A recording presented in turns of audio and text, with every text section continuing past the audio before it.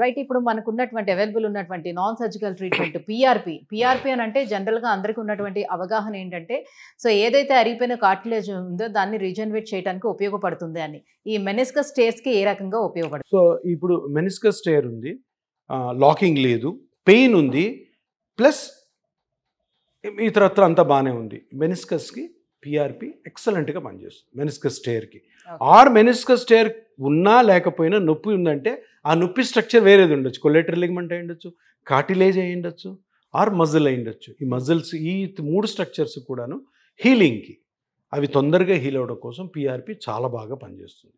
So plasma therapy, PRP or growth factor therapy ఏదైనా ఒకటే పేర్లు. సో వీటిని కరెక్ట్గా యూజ్ అంటే ఇక్కడ నాలెడ్జ్ ఏముండాలంటే అసలు ఆ రోజు ఆ పేషెంట్కి ఈ రెస్ట్ తర్వాత ఏ ఇబ్బంది ఉంది, ఆ ఇబ్బందిని కనుక్కొని స్కానింగ్ చేసుకొని ఆ ఇబ్బందికి తగ్గ స్ట్రక్చర్ ఏది కనుక్కొని దానికి పిఆర్పి చేయడం ద్వారా మంచిగా రికవర్ అవుతారు, మంచి హీలింగ్ జరుగుతుంది.